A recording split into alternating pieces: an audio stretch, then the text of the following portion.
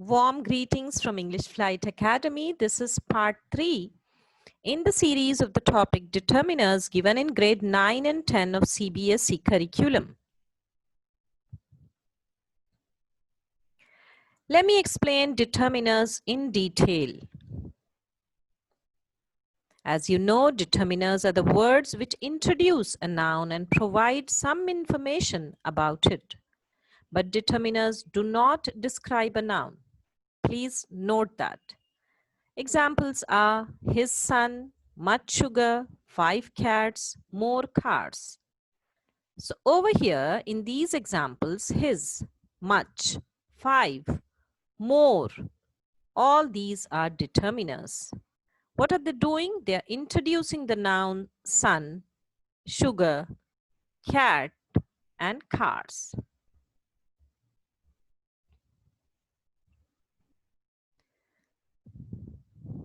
Let's learn about quantifiers or adjectives of quantity.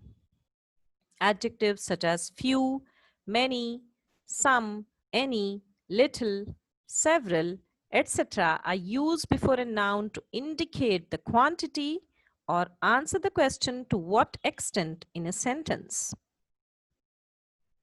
Many people who attended the conference were not happy with the guest speaker's speech. In the first example, many indicates the quantity. My teacher gave me some advice to improve my communication skills. In the second example, it answers the question to what extent the advice is given. Some is a quantity. Few, a few, the few are little confusing adjectives, and all these adjectives denote number. So let's learn more about them. Few students need counseling. Few is used before plural countable nouns. It gives a negative meaning and it means not many, almost none.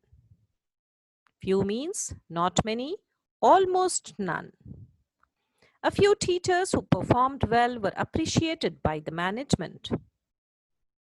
A few is used before a plural countable noun and it gives a positive meaning. It means some at least. Few means some at least. I read the few novels which were available in our library, school library. The few is also used before plural countable nouns. It may give negative or positive meaning depending on the context. The few means all of them, though very few. So few, a few, the few.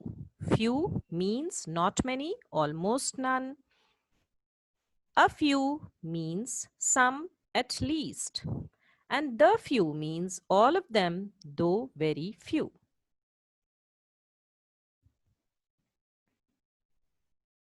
Little, a little, the little. All these words denote quantity. There is little milk in the fridge. Little is used before an uncountable noun and it gives a negative meaning. And it means not much, hardly any. Little means almost not much at all. Okay, not much because it's used before an uncountable noun. And it means not much, hardly any. It is almost a negative adjective, you can say. There's a little work still to be completed. There's a little work still to be completed. A little is used before an uncountable noun. It gives a positive meaning and it means at least some. There's a little work still to be completed. A little means at least some. I spent the little money I had. The little is used before an uncountable noun. It gives the sense of some. It may give a negative or positive meaning depending on the context. The little means the whole amount, though very little. The little means the whole amount, though very little. Moving on to adjectives of quantity, and they are here: less and fewer. Less and fewer are quantifiers or adjectives of quantity. As you know, less is used before uncountable nouns with reference to quantity and is a comparative degree of little. My cousin earns less money than a migrant laborer. So less is used before an uncountable noun, okay, with reference to quantity. And it's a comparative degree of little. Less is a comparative degree of little. There are fewer teachers than required to complete the task. Fewer is used before plural countable nouns with reference to number and is a comparative degree of few. Please make a note of it. Less and fewer are followed by than.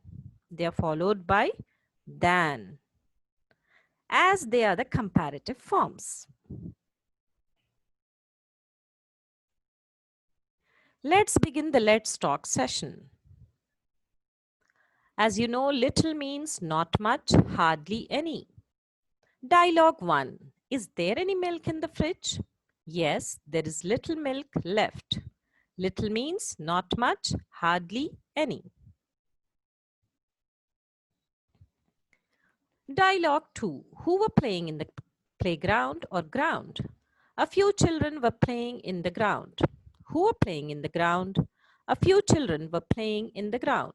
A few means at least some. Okay, a few means at least some. I hope the adjectives of quantity or quantifiers explained in this video are clear. Remember, my dear students, patient practice makes you successful in your communication skills.